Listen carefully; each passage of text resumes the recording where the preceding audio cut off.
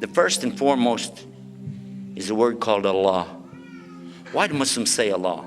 Why don't they say God like normal people? Well, I got news for those who think that all the Christians say God. It's not true. In fact, many Christians say the word Dios because there are so many Spanish-speaking Christians in the world. Many of the Christians are Catholics. South America, Central America, and Mexico, for example, they speak Spanish or Portuguese. If you go to Portugal, of course, Spain, Italy, France, what are they speaking? What are their languages? Do they say God? No. Go to Europe, go to Germany, go to Czechoslovakia, go to some of the other countries. Christians there also don't say God. They have different words for God. Is that true?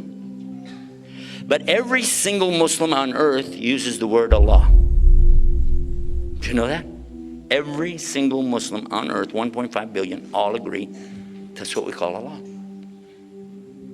And, by the way, all of the Arab Christians also use the word Allah. And the Arab Jews as well. The word Allah is in the Arabic Old Testament, page 1, 17 times. And the word Allah is in the New Testament, Alif Lam Lam Ha. So for the benefit of those who think that there's something wrong with using Allah, it was used before there was the word God. The word God didn't exist even 1,000 years ago because there was no English until the Normans invaded the Saxons in 1066 AD. What did they call him before that? The word Allah means, let's find out the meaning. It comes from the root ilah. Ilah means anything which is worshipped. A rock, a stick, a stone, a bone can be worshipped, right?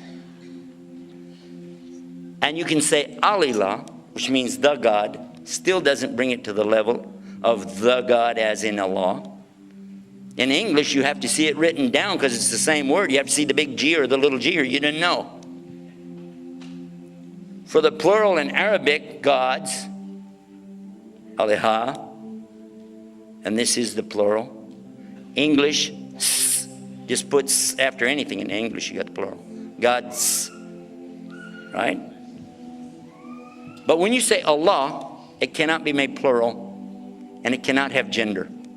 Even though it says he, huwa, in the Arabic, and even though it says we, in the Arabic, nahnu, it's only out of respect and out of royalty, never out of plural and never out of gender. God is not a man, God is not a woman, and he doesn't compare to his creation. And he said, Lam yalid, wa lam yulad, wa lam yakuluhu kufuwan ahad. He's not the son of anything. He's not the father of anything. He doesn't compare to anything. There's nothing compares to him. And he's ahad, one, unique, not like anything else. That's right? Amazing, huh? What's really amazing is that I found a similar verse in the Old Testament in the book called Numbers chapter 23, verse 19. God is not a man that he should sin. And God's not the son of man that he should repent. So there we go. We have some things right there that amazingly we're a lot closer maybe than we think.